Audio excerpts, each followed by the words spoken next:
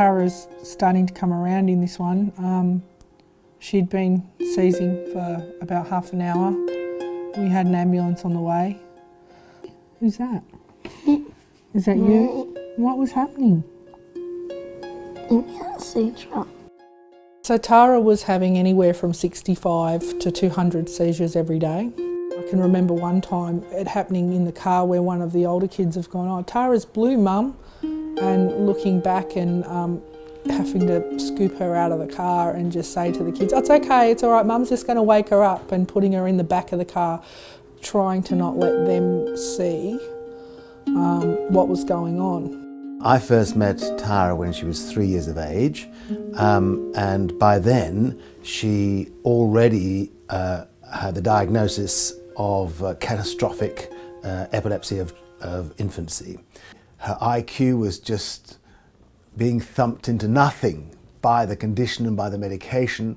So it wasn't just that they were dealing with a sick child, they were dealing with a child who was actually becoming sicker and sicker and sicker. And they knew that sooner or later she would die of this. Yeah, in 2012 we were told that's it, there's no more medications to try. She's tried them all. Her brain function's so low, her IQ's now too low to score. Take her home and love her and, you know, pray to God that something changes. But, you know, we were basically told to prepare a funeral. We needed answers and we didn't have time to wait. Prior to meeting Tara and her family, I had never heard of or come across the use of marijuana in childhood epilepsy.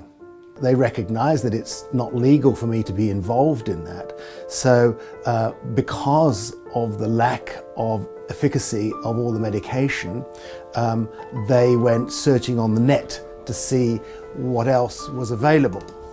Our biggest concern was the law. We were not concerned about it not working or you know, what it would do to her, whether it would get her high, which it doesn't. They were not concerns because she was already high on all the other medications. She was already dying. We couldn't make the situation any worse.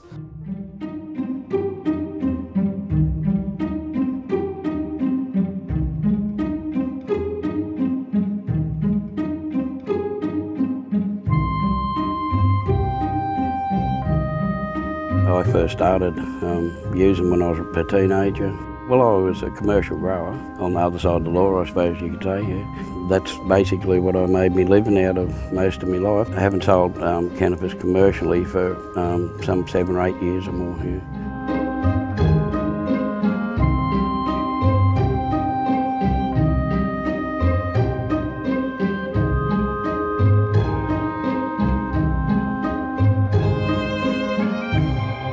We weren't overly worried because it was done in the US. You know, there's hundreds of children in the US using medical cannabis. So the very first day that Tara took this, she went down to about 10 seizures rather than 65 plus.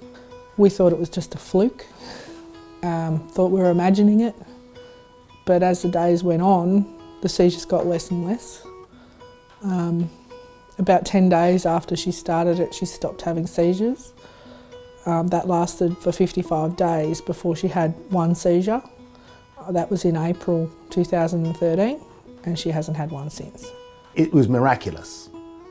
I was absolutely bowled over because not only was Tara seizure-free, but suddenly the family is functioning as a family and not just focused on Tara's epilepsy. She's on a very small dose of marijuana in a liquid form, and I'm not aware of any side effects. In fact, quite the reverse.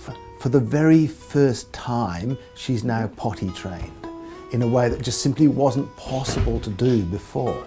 She's now talking better, she's walking better. I see nothing but positive.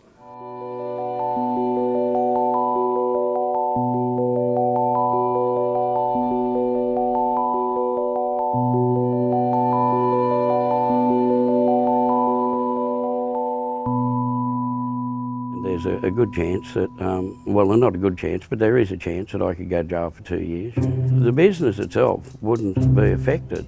It'd be these children's lives that would be affected, you know, because the business doesn't make any money. It is just a name on the front, you know. It doesn't own anything. It's just these kids and these people's lives that would be affected. How many more are waiting?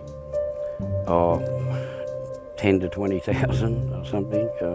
What's in it for you? Why do it? Oh, one day that'll come out. You know, it's not the money. You know, not interested in that.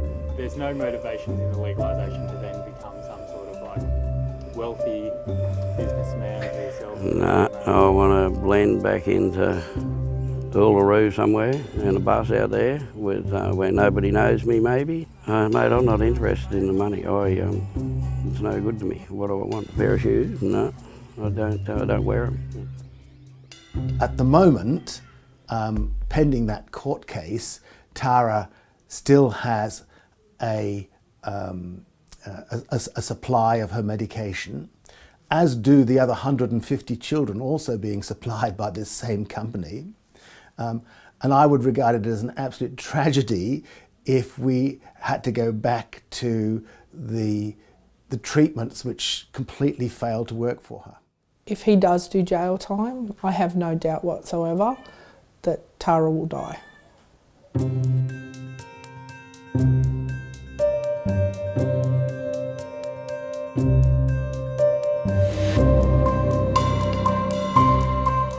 There's growing evidence in these segments, but it still remains quite controversial in the medical literature and in the research fraternity about the various benefits.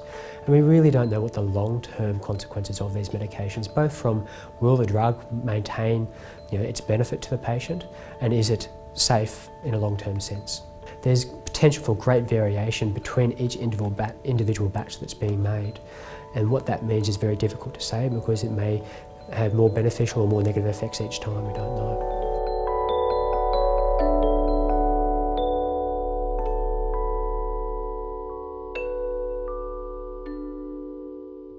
I think the time has come to address issues like this. This has only been spoken about in back alleyways, in back rooms and behind closed doors for cancer patients and those that are terminally ill. And what I've heard and seen, then certainly it has led me to the position where I am now to try to decriminalise small amounts of cannabis for medicinal purposes.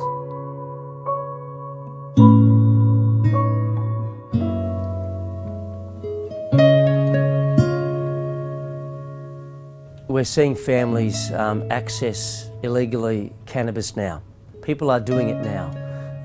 What we need to do is try to give them some confidence and give them some peace of mind that if this bill does pass, then they will not be breaking the law. I know nothing about this medication, in fact, and really do not feel able to comment upon long-term effects. All I know is that for the last 14 months we've had a miracle, and this child has gone from disabled and the whole family focused on her illness to a normal family and a normal child. I don't believe that conventional pharmaceutical medicine has all the answers, and I'm very open to there being other solutions to problems. We were told that it was very unlikely that she would see her 9th birthday, and in fact that it was probable that she wouldn't see that Christmas the following year. But we've seen Christmas, and now we're celebrating her 9th birthday, and she's healthier than I've ever seen her. Okay, maybe it was a fluke, you know. You could say that if it was a month, if it was 2 months, but we're now 14 months seizure free. I don't know of any Dravet child who could just fluke 14 months seizure free. You know, from hundreds and hundreds of seizures a day, you know, down to 0.